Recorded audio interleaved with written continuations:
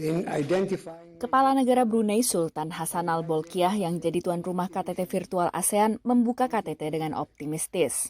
This year, we have made significant progress in strengthening our cooperation with external partners. Salah satunya adalah Amerika Serikat dan Presiden AS Joe Biden umumkan rencana bantuan sebesar $102 juta untuk tingkatkan kerjasama, termasuk $40 juta untuk penanganan pandemi COVID-19 dan memperkuat kemampuan ASEAN hadapi pandemi di masa mendatang. Our bottom line is that ASEAN is essential. I want to say that is essential to the regional architecture of the Indo-Pacific.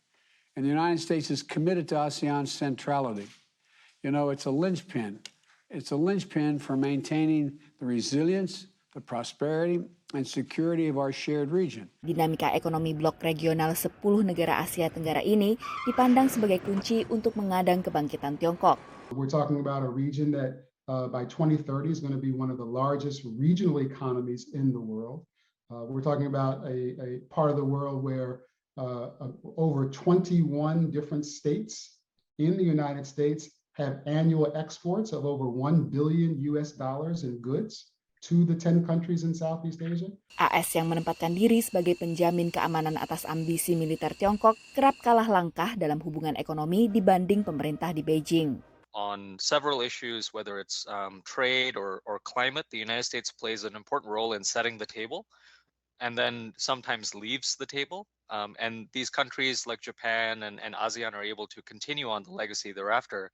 But I do think the United States ends up losing. ASEAN merupakan mitra dagang terbesar Tiongkok. Keduanya tergabung dalam Kemitraan Ekonomi Komprehensif Regional, Regional Comprehensive Economic Partnership atau RCEP, perjanjian dagang terbesar di dunia yang ditandatangani pada tahun 2020 dan tidak mengikut sertakan AS.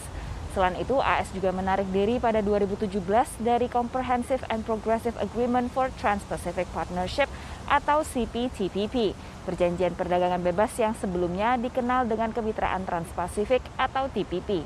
Di tengah meningkatnya persaingan antara AS dan Tiongkok, Indonesia menekankan pentingnya untuk bekerja sama dengan kedua poros. Ini ditegaskan Menteri Koordinator Bidang Kemaritiman dan Investasi Luhut Binsar Panjaitan kepada VOA. Dan Indonesia itu tidak ingin menjadi berpihak kepada salah satu.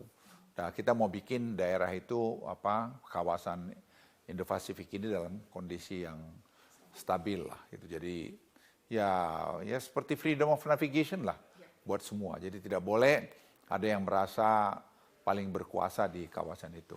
Dan leave it kepada kita juga, ada orang negara yang ada di situ untuk menyelesaikan masalah kita sendiri. Saya kira kita bisa selesaikan. Analis menilai sekarang saatnya bagi Indonesia untuk mengambil peran penting dalam wilayah. Indonesia is basically half of ASEAN or slightly more than half of ASEAN. You know, without Indonesian leadership, without leadership from the original ASEAN founding fathers and the key pillars of ASEAN, it's going to be very difficult for ASEAN to manage this US-China rivalry going forward. Myanmar tidak hadir dalam KTT ASEAN tahun ini atas tentangan sejumlah negara kepada pemimpin junta yang menolak peta damai yang diajukan 6 bulan lalu mengikuti kudeta militer di negara tersebut. Dari Alexandria, Virginia Gunawan dan tim VOA.